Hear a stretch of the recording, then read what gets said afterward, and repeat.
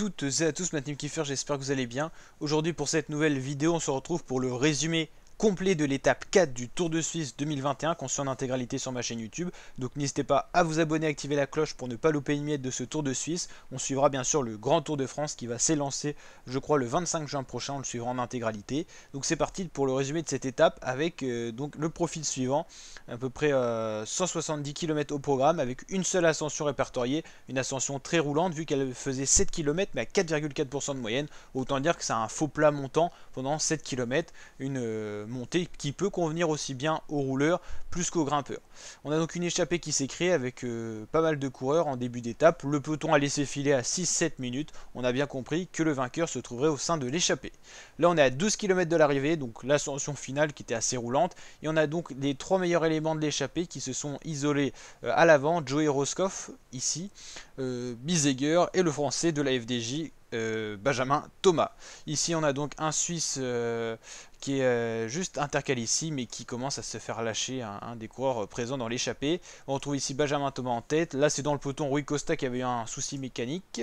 On revient, donc là c'est dans le peloton, il y a eu quelques attaques. Palzer avec Damien Touzé, une attaque qui n'a pas eu de réelle incidence. À l'avant Benjamin Thomas qui attaque quasiment au sommet de la seule difficulté du jour, suivi de très près par Biseguer, et puis rassemblement de ces trois coureurs. On voit bien donc ici les coureurs, leur nationalité et leur dossard.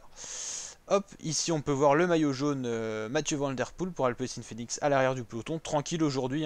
Il avait seulement un coureur qui pouvait être dangereux dans l'échappée pour prendre le maillot, c'était Biseguer à 6,05, mais l'écart s'est bien réduit dans les 5 derniers kilomètres notamment. Donc journée plutôt tranquille pour lui qui n'a même pas fait rouler ses équipiers. Donc ici on voit les coureurs qui se marquent un petit peu, Biseguer qui prend un petit peu d'avance, après Joey Roscoff qui attaque, ça se regarde beaucoup dans les 900 derniers mètres. On peut donc voir que l'écart se réduit avec le peloton, ici des coureurs quasiment à l'arrêt. Là c'est Roscoff qui lance un petit peu son sprint et c'est finalement Biseguer qui passe en tête. Stéphane Biseguer qui remporte donc cette étape le Suisse sur le Tour de Suisse en plus, sur son tour national.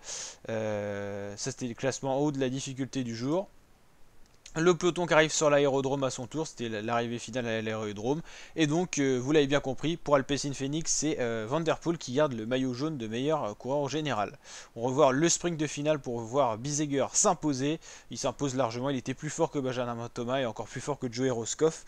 Benjamin Thomas avait une petite pointe de vitesse, mais il avait visiblement moins les jambes au bout de cette étape que le coureur de l'Education First.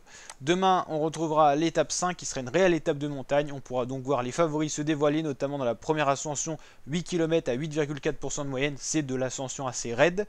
Et on aura l'ascension du Lenkerbad qui culmine à 1385 mètres. Donc un beau programme. N'hésitez pas à vous abonner à la team pour suivre ça avec nous. Likez et partagez. Je vous dis à très bientôt pour de nouvelles vidéos. Ciao les fratés.